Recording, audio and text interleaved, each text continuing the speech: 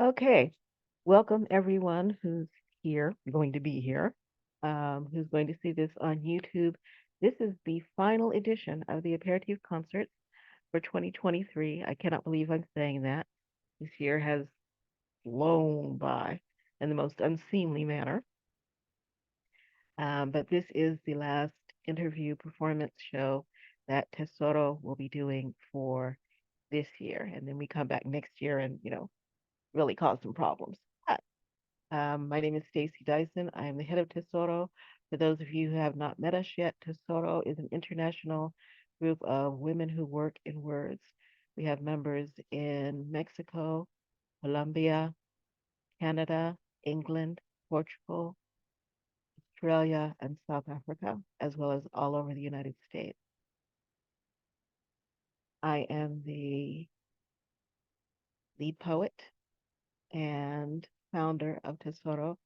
And I've said this for every show. If you go back and look at our former shows, you will see that I say the same thing every week because it's always true. We are incredibly blessed to have the feature that we have tonight.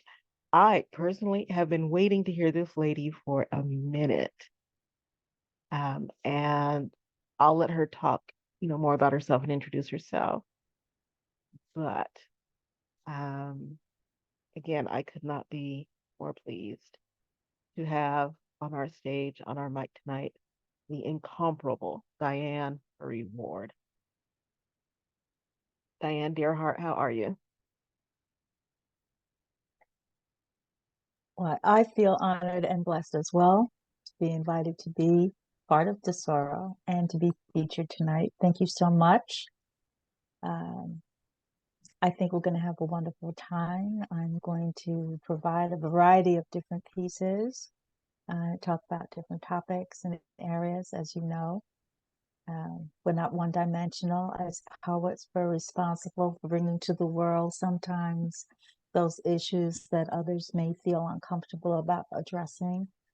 But I think it's part of our role and responsibility when we can to be honest and to provide the best that we possibly can in the written word. Absolutely. I'm going to start you off with the question that I ask everybody, and you can interpret it however it is you interpret it, and answer it the way you think it needs to be answered. Why poetry and why now? I've been writing poetry for a very long time, so it's not new to me. It's and I've been reciting poetry for several years. Zoom allows us to reach a larger audience, which is wonderful, an international audience, which is wonderful.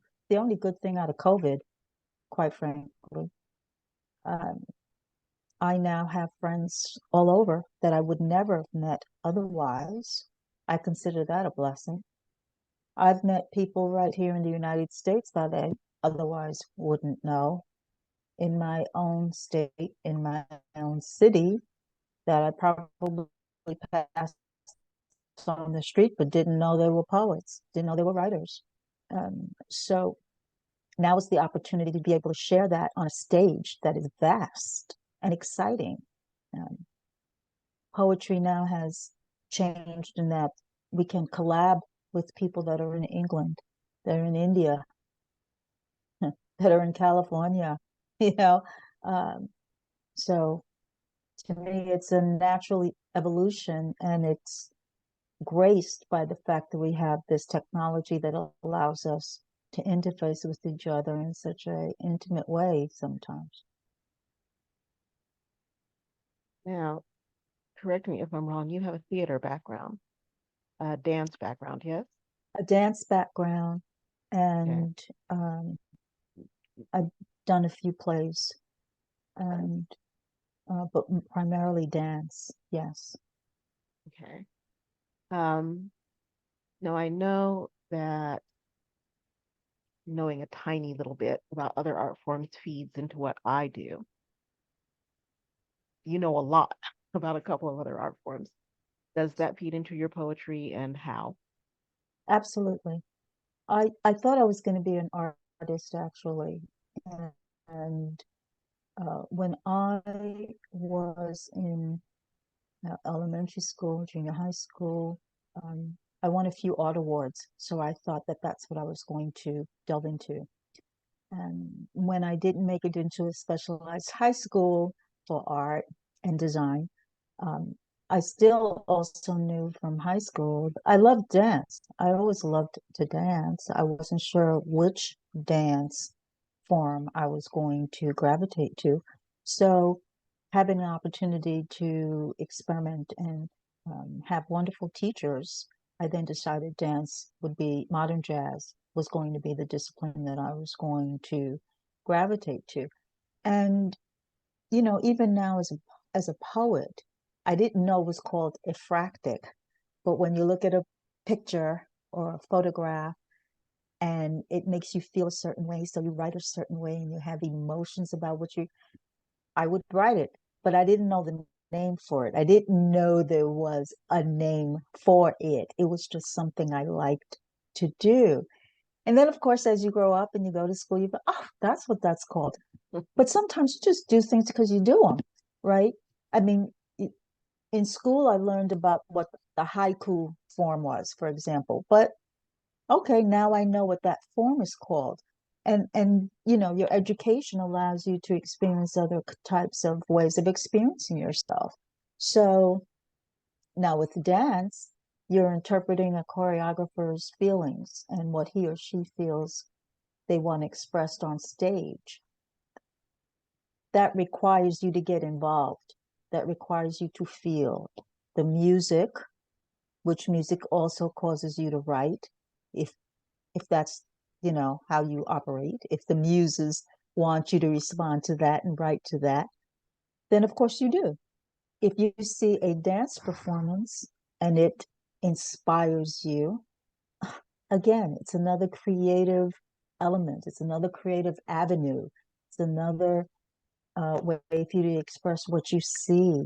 Why are you crying when you hear that opera?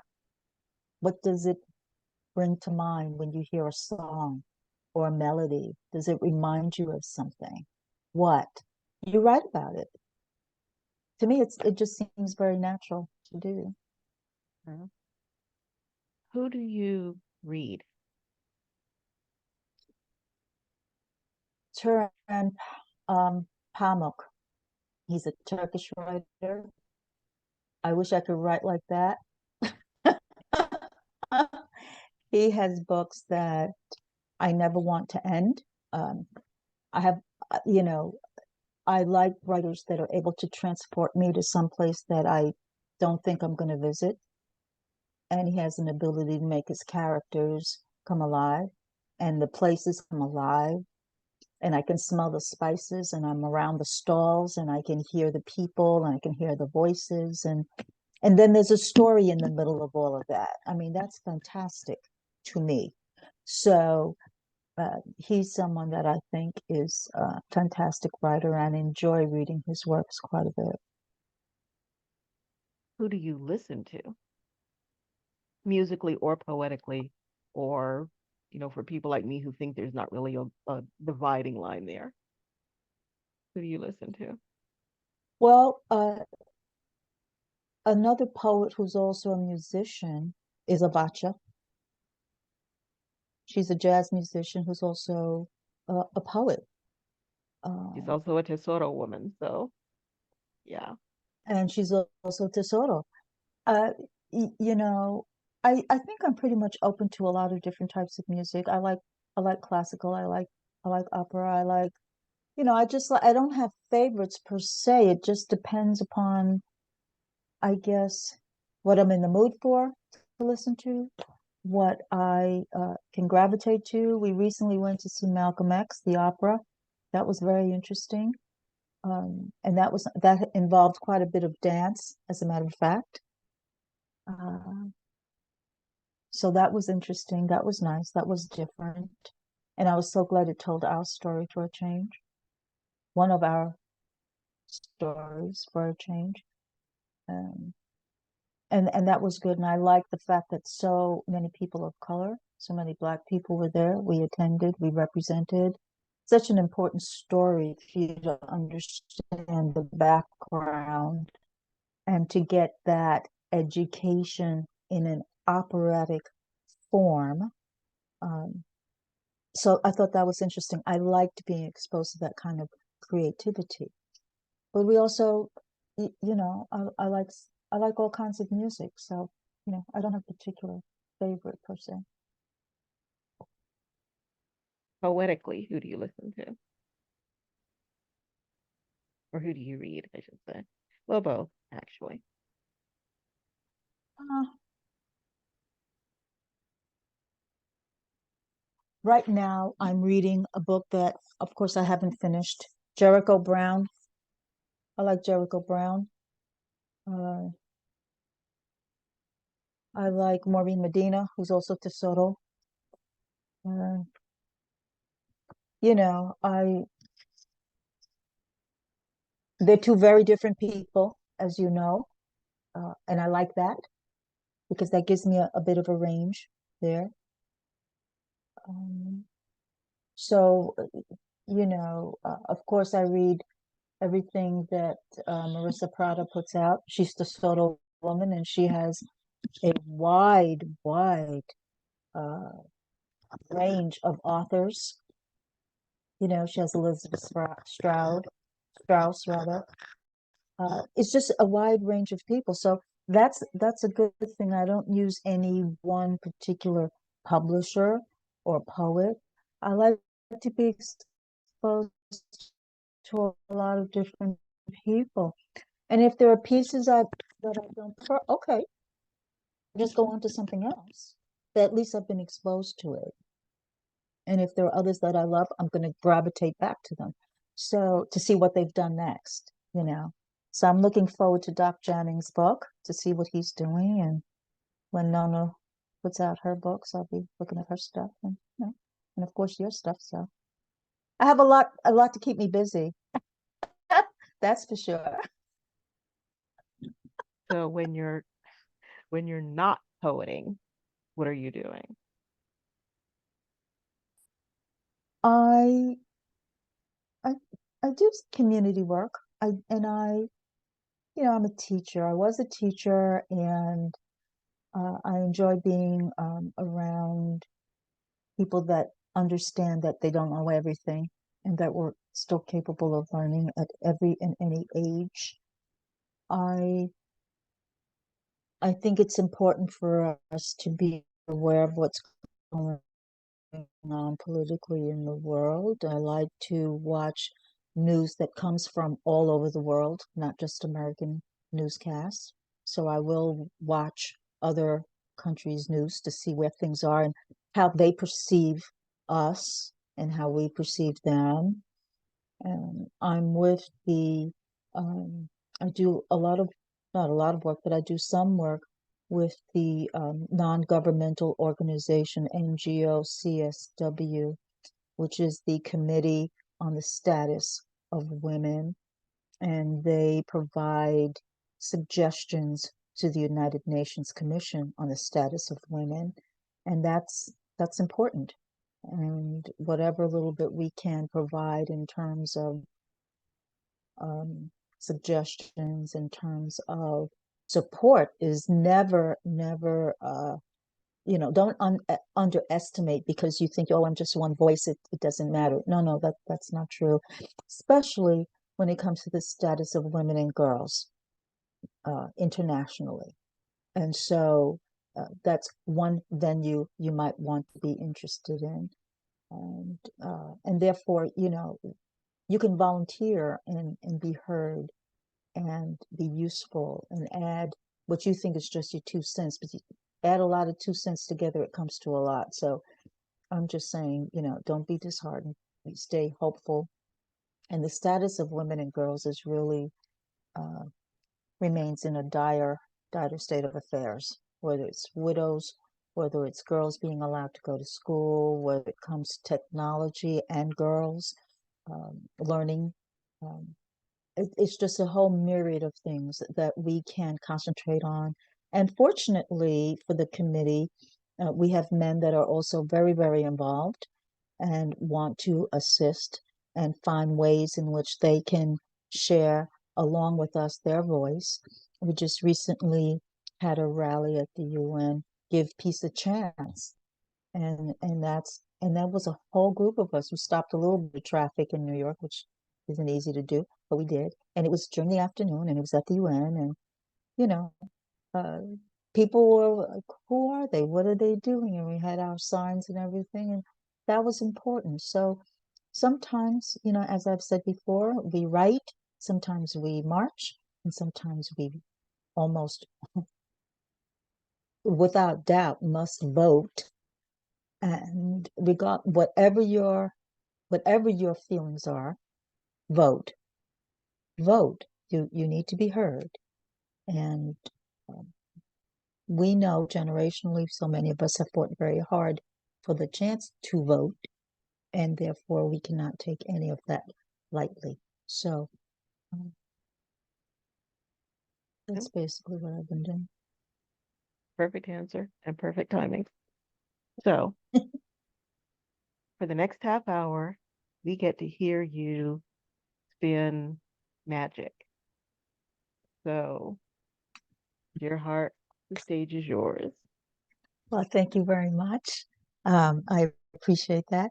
I'm going to read a piece that I submitted to the New York Public Library. The New York Public Library Zine.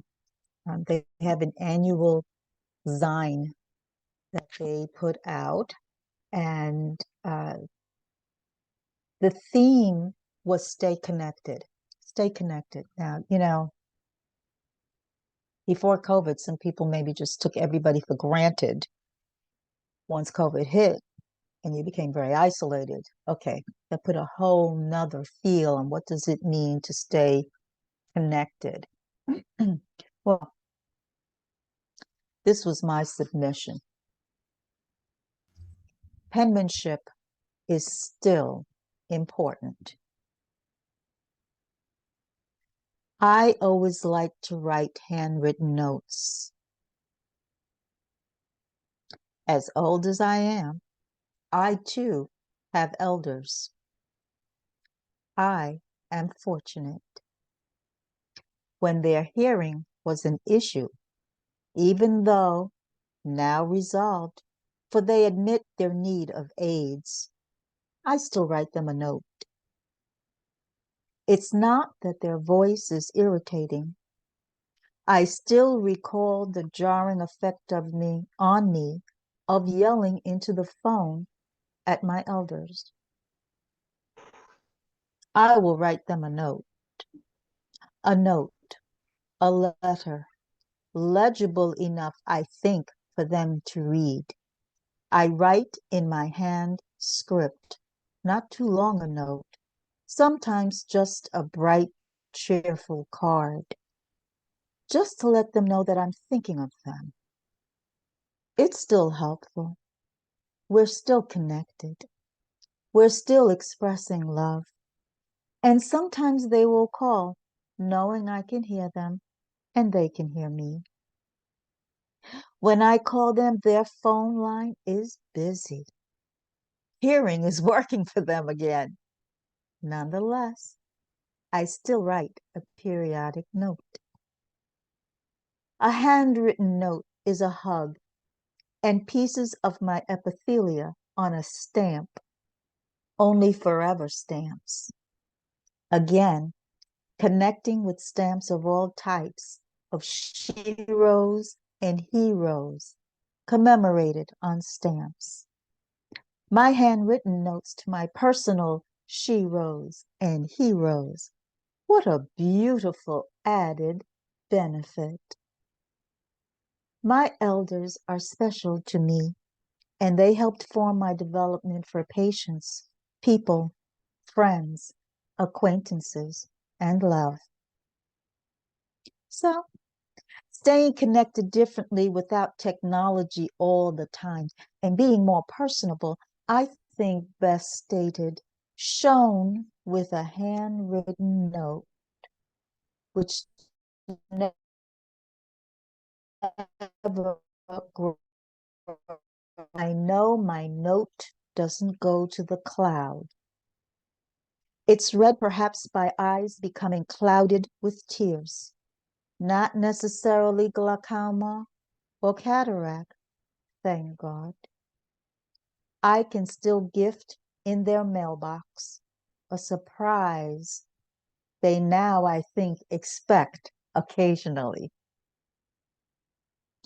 As I still can, and they remain, or not on this earth, connected even later on, they and I will both remember handwritten notes with my script carefully formed and purposely written, slightly bigger, never cramped, with letters I tried not to arthritically slur.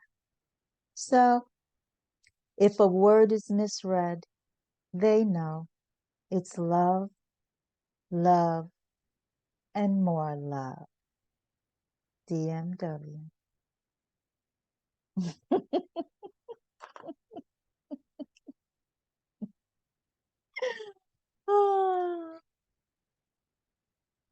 You know, they're bringing penmanship back, right? There was a time when they kind of got rid of penmanship, and I, I didn't know you could get rid of penmanship, but these kids, some of them don't know how penmanship was really, when you wrote well and you practiced, I mean, that was a big deal. But so I'm glad they're bringing penmanship right back.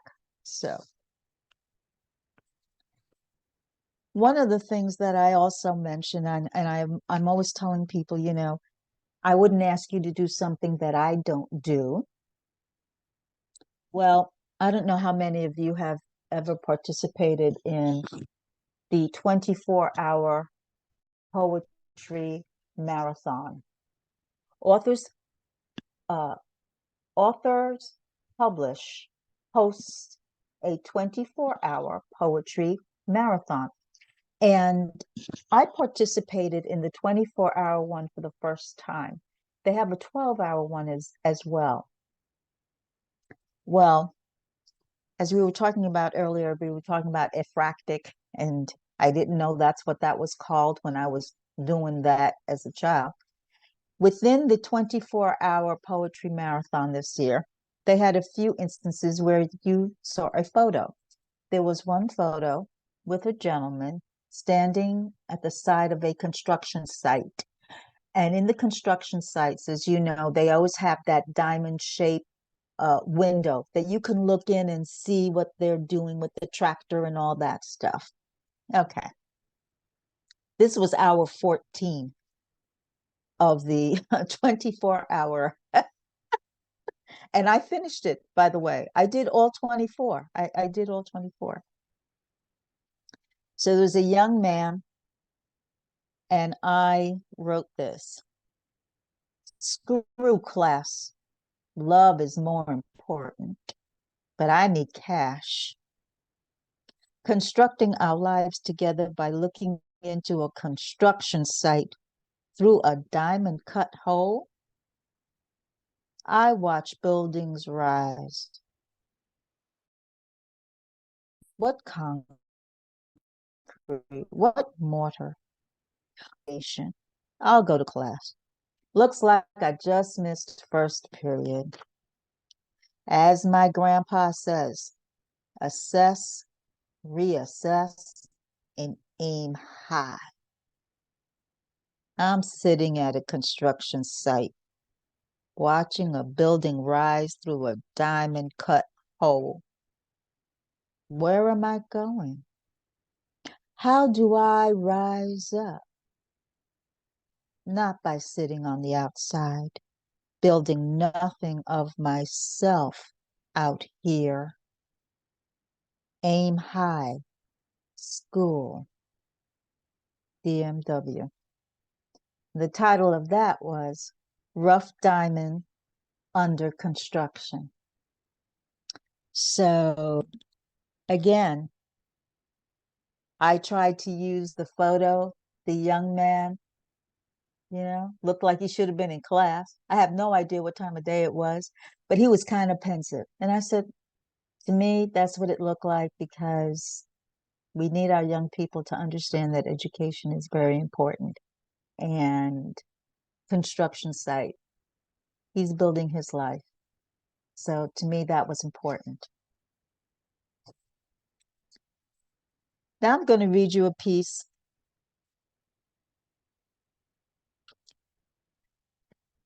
And the prompt was, I opened the closet door and you could not use that as the opening line to the poem. Okay? I opened the closet door and this is what I wrote. I needed a hug, a long, strong hug. I opened the closet door and there was my double. She was so cute. I hugged her and she hugged me back. We hugged. We spoke spontaneously, knowing each other's thoughts. It was wonderful. We thought of tea and drank tea together. Ah, we felt better and knitted. She had one needle and I had the other. Not a stitch was lost. We already agreed upon color and cable stitch, pearl and pattern. What a joy. I really like and need myself. So good to know and reaffirm that I can be friends with myself. And the title of that, DMW, was You Are Enough. And I find that sometimes authors need to know that. You need to know that you are enough. Sometimes we forget that, and we needn't forget that. It's important. So, you know, um, yep. Yes, and if I may interrupt a second, Diane, you always bring that to us, and I thank you. Oh, thank you, Jane. My mentor, Jane. My beautiful, beautiful mentor. I am so blessed to have so many wonderful people in my life that you don't have to explain why we write, how we spit, right, Jane? You don't have to explain that to people when you're on the same page, you're on the same page, damn it. Anyway, as I was Word saying, up. thank you, Yep. Jane.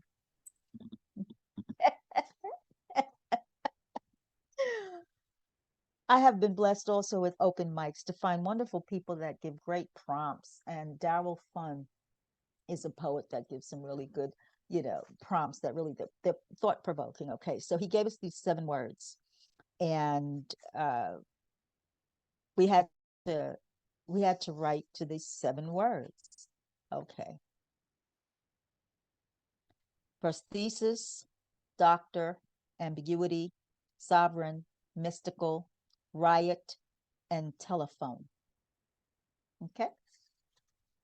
Interesting. I like the challenge. I mean, this is, I don't get writer's block. I can write about, oh, what's that in Stacy's house? Oh, what's you got so fuzzy back there, Nona? Okay, I'm gonna make stuff up. And the dragon, the dragonfly, oh, forget it, I already got a piece for that. So anyway, what I wrote,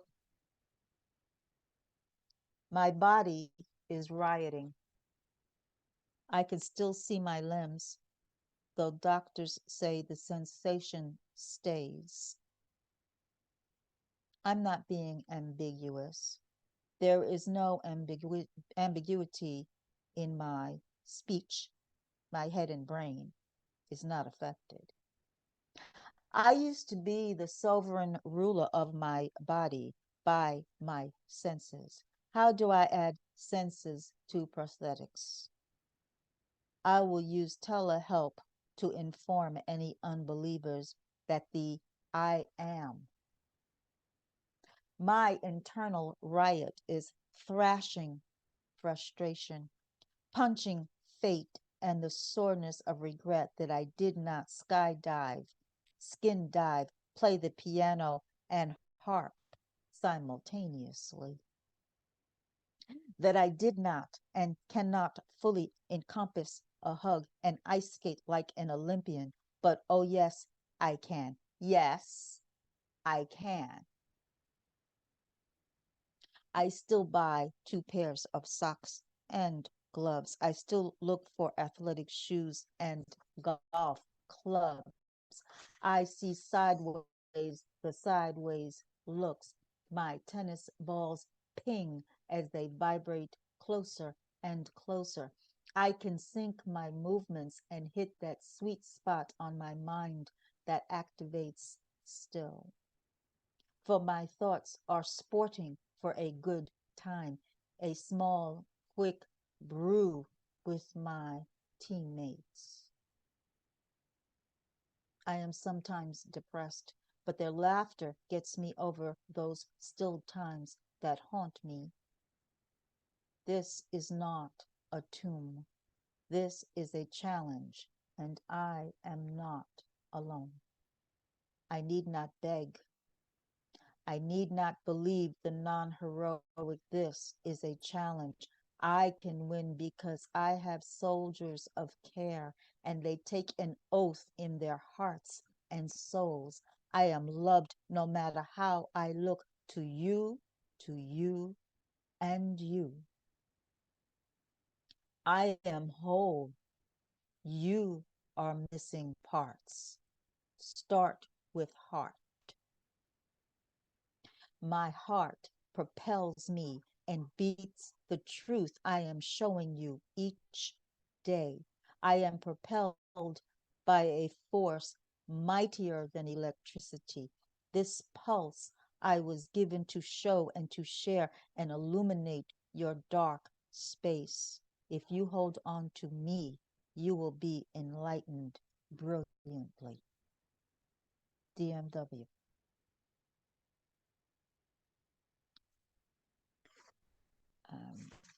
I was inspired by the words that he chose, Daryl chose, but also by the fact I have a master's in rehabilitation and I've worked with a variety of different patients and students and clients in a variety of different conditions and stages in their development and their experience. And so um, it's a piece that's very, very important.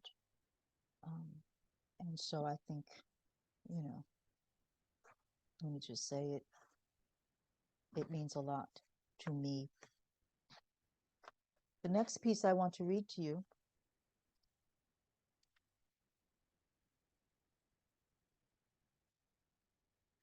we don't kill all of our dragons.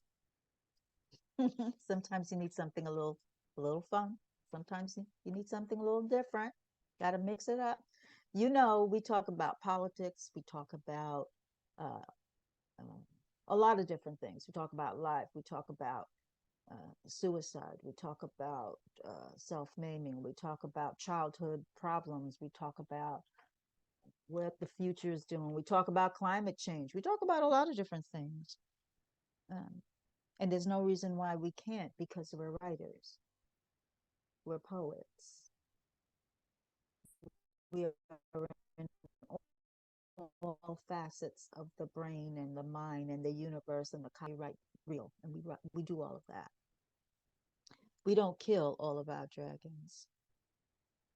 So I wrote, why would we?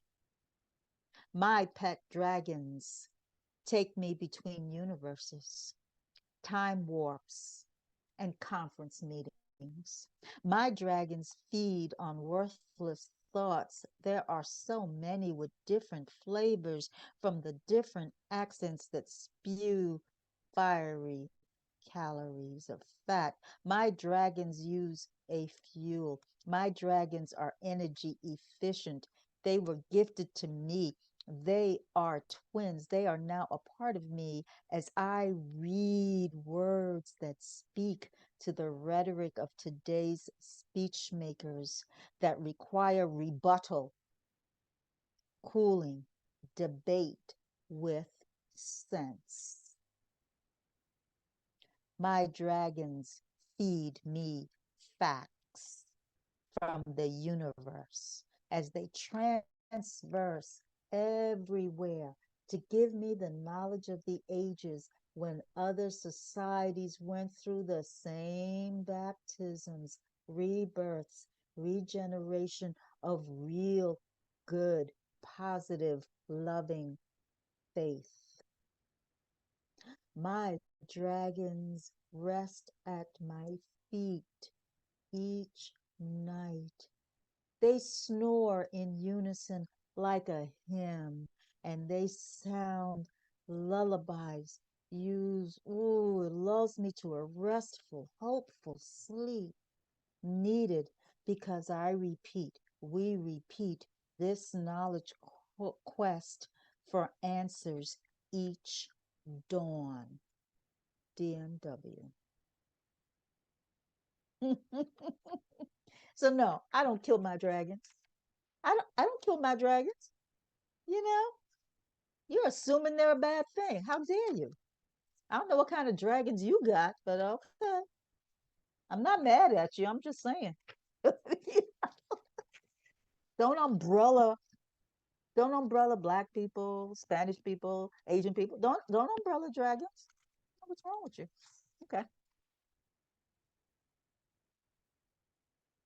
The next piece I'm going to read,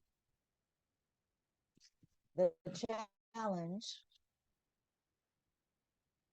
and this was Daryl again. I have to give credit. I do a lot of his prompts. I don't do all of them, but I do a lot of them.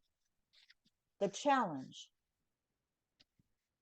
show proud, show proud, but don't use the word proud. Write about it, but don't say it. So how do you show proud? This is what I wrote. I am strutting because I rule this space. I am upright, tall in my flat shoes because I aced this exam. My kid is in college. My love loves me. I have moolah in the bank, up to date on all bills, and I can afford a vacation with maid service included. I can afford a new dress, but I don't need to because the price tag is still on the one I bought last week. And my neighbor needs help with her bills, which I gladly and humbly can help her with. I can feed and volunteer others with my time. I am blessedly employed and recall when I worked 3 jobs once upon a time, and it has paid off because I earned this honestly. Hmm.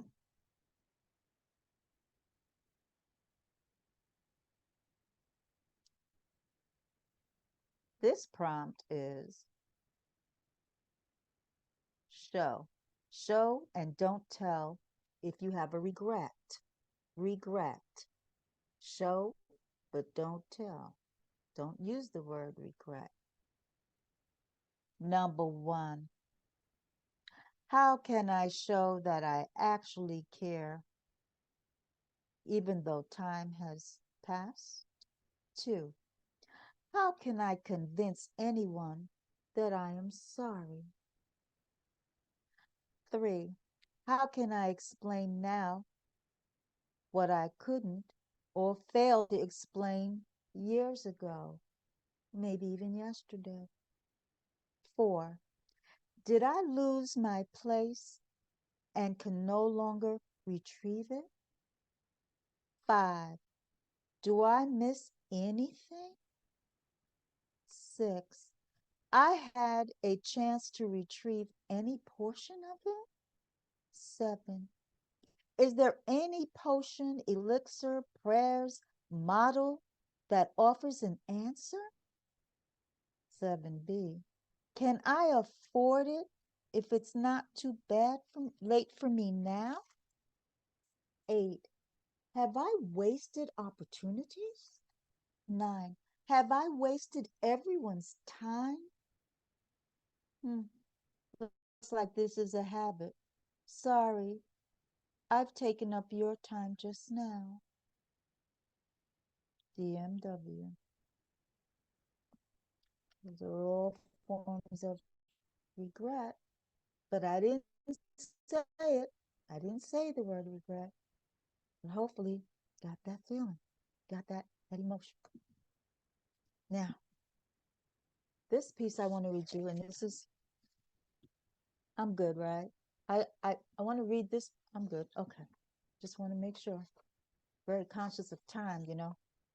I think it's important for us to be conscious of time. I think it's respectful when we're conscious of time. He's got a good solid 5 minutes left. Okay. And if Okay. you need to go a Thank little you. bit longer than that, that's fine. Thank you. This is the last piece, and this is a piece I have not, I haven't done in some time. You know how we have pieces that we work on them, we read them, and then we work on them once more. I think this is the piece as it will stand. So I'm going to end on this piece, and this is a piece that I know you're not used to hearing me write. I write a variety of different things, but I think that this one I think you might find interesting. It's called Reunion Rate Coupons. Ice cream cools palates and sometimes moods, but not always. We always ate our ice cream in silence because flavor doesn't offset tantrums unless the tongue is permanently dulled. Drugged ice cream was on Dana's menu more than once and worked like a charm each time. Large scoops Dana served up on waffle cones and pies and shakes and sundaes. Of course, recipients were not aware that it was their last meal. Dana tired of boastful people. Dana tired of foul language, tired of bullies, tired of those who belittle others by their conversation.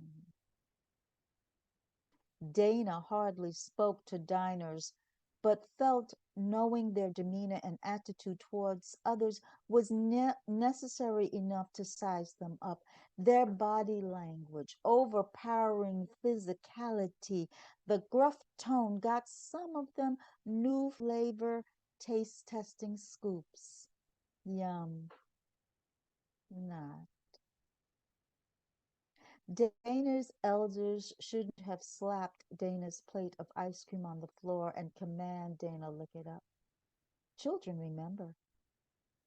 Dana apparently neither forgot nor forgave.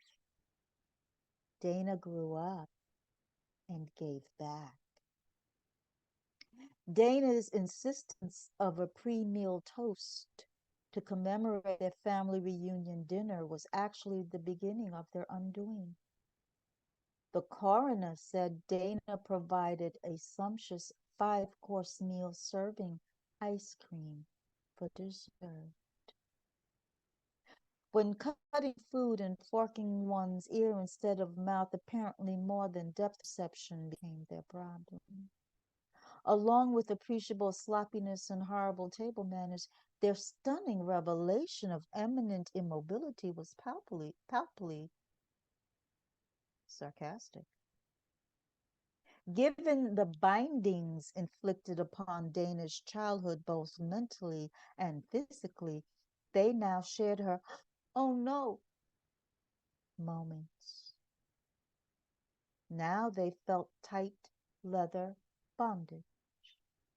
Now surrounded by mirrors they view each other's eye widening fear. Pictures of waterfalls pinned on the drawn drapes barely satisfied their quicksand repeating thirst, flavored by a pinch of her revenge potion, so muscle constricting that cheek saliva could not quench. Why? Dana discovered the family's heritage was their morbid fascination with controlling someone's death, and Dana discovered its addiction. True. Dana admitted it looked difficult for them to swallow their forced fed ice cream with the dog collar around their necks. But after all, it was the only food they would ever taste again in this lifetime.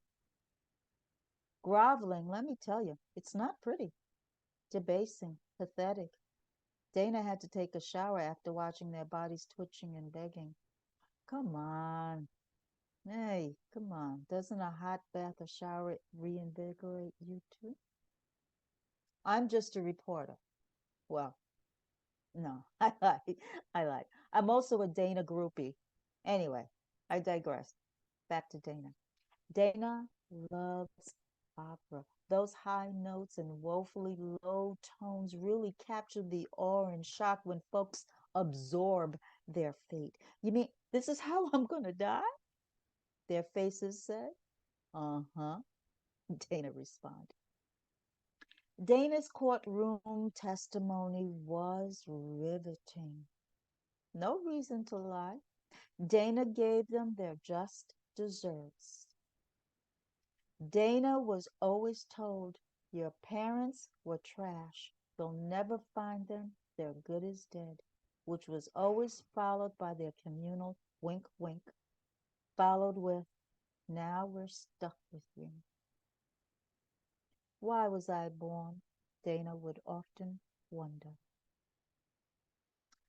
Dana tells the jury that practice makes perfect. Yes, this Last Supper required testing on customers and was premeditated.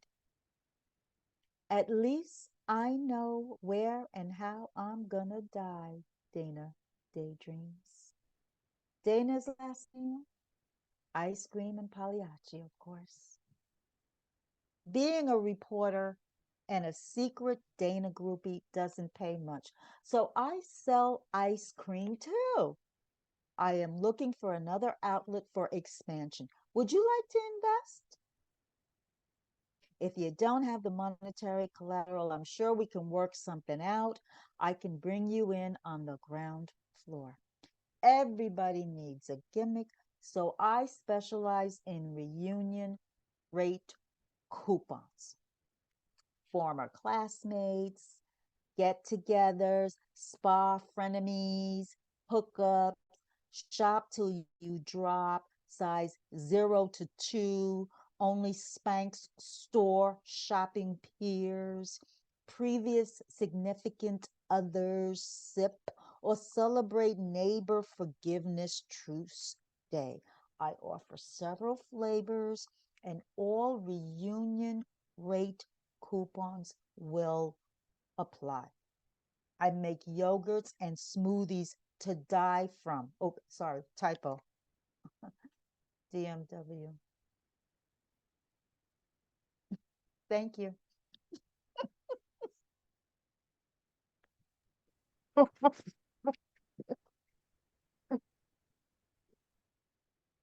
She can't stop laughing long enough to talk. That last line was filler, pun, kind of, sort of intended. I love that piece. Thank you, Diane. Y'all open up your mics, fill this lady some roses. Yep. Yep. Diane. Yeah. Oh, my word. You should read that all the time.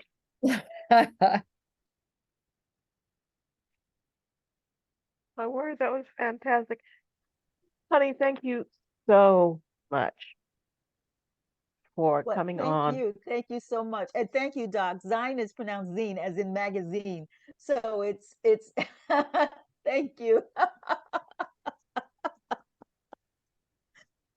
Well, I'm You know, glad that you needed that, Christy. Thank you. Thank you, everyone, for attending. This has been fun.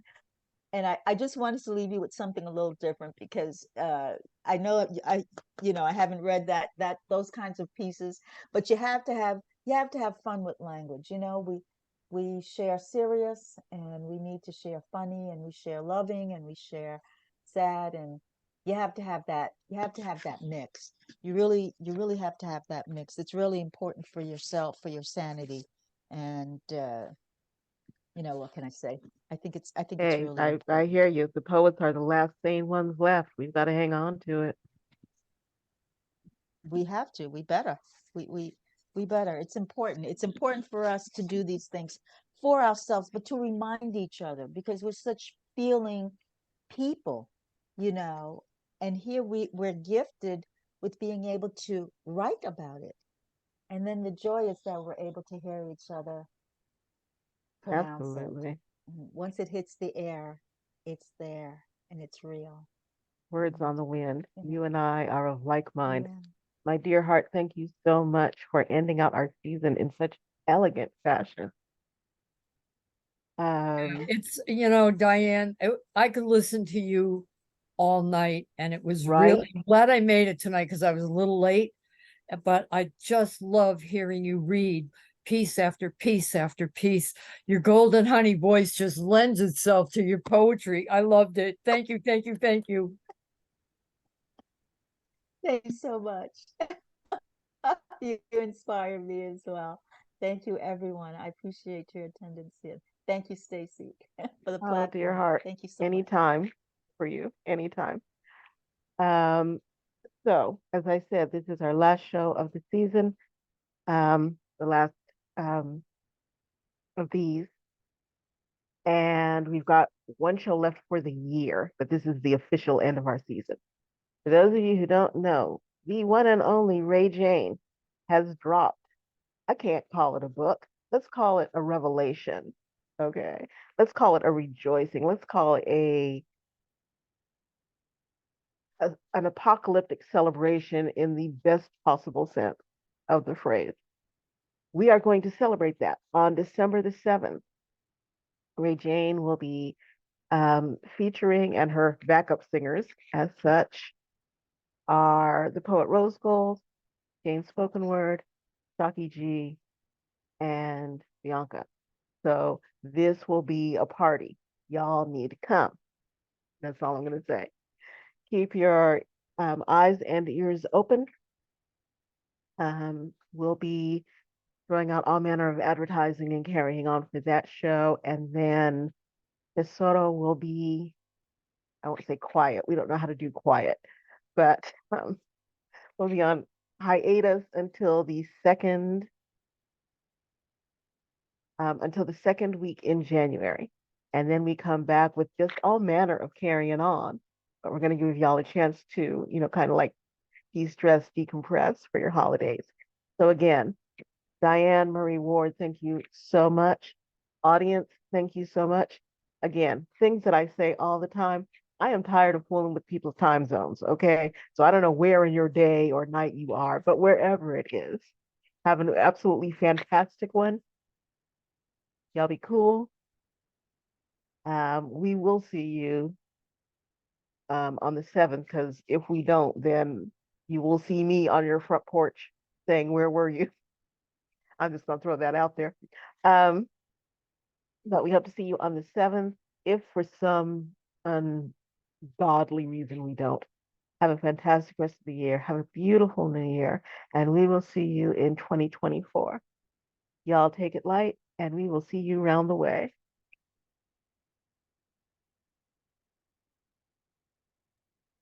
Thank you. Good night.